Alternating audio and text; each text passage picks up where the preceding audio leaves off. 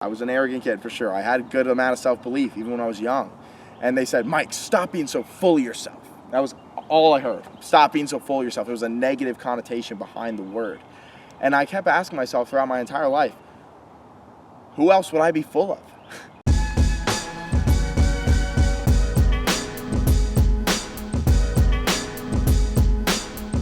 I was actually born in Trenton, New Jersey, 11th most dangerous city in the United States last time I checked.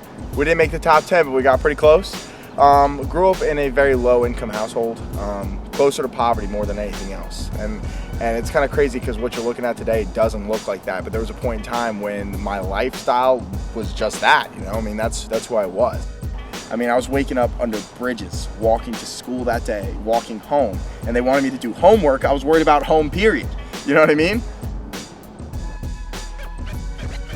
When I was going through what I was going through, I mean, under bridges, new houses every 6 months, foster kids, you know, social services coming to our house every single week. Things were not great. And the one thing that kept me going through was the ability to overcome.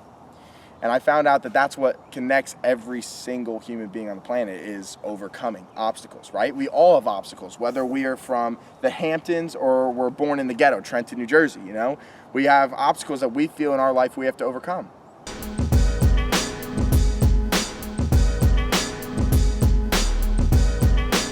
Came across my mentor now, Bonner Gaylord. He's a city councilor for District E, North Hills. Wow, he totally opened my mind as to what this city is, what it means to be a Raleighite, I guess, you know? The branding and feeling of being in a city where people are connected and care about what's going on. So he kind of brought to my attention that the youth don't vote. They just don't. It's something that we have never, ever done. And he was like, if you can increase the youth vote by 10%, you are gonna get crazy coverage, okay? Now, I'm a people person, I like talking, I don't know if you can tell. I wanted news coverage, you know, and I wanted to get people involved in the community. It was something that I was passionate about. So literally I have 8 days left to get kids registered. And I use my entrepreneurial background to start Youth Government Association. We open sectors in all the colleges. We get them all riled up, right? We led the largest African-American youth march with Shaw. St. Aug, Common Cause was there, worked well with us. We also got 4,000 kids registered in 8 days. Literally carrying a stack this high into the Board of Elections of just a ton of kids who are amped about voting, increasing the youth vote by, I think it was somewhere around 1,200 kids voted. Unbelievable. Compared to 150 in the last municipal election. Kids were getting amped about Raleigh. Vote! Vote! Our vote! I pledge to vote Raleigh! So let's take it back. I actually met Mike my first day of high school.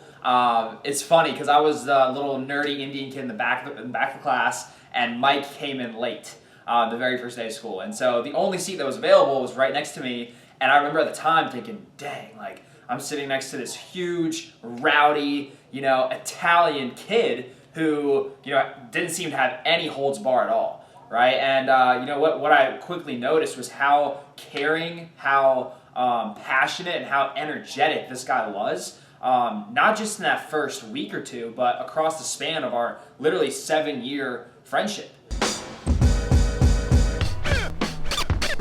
I wanted to go from zero, starting from nothing, no college education, no formal schooling, right? And be able to build something in America, okay? Being American is an amazing thing, absolutely fantastic. I love the stuff, okay? Literally at the end of the word, it says, I can, you know? They give you an opportunity to go from nothing and literally build with hard work and sweat what you want to be. You have the freedom to do that, and I just exercise my right.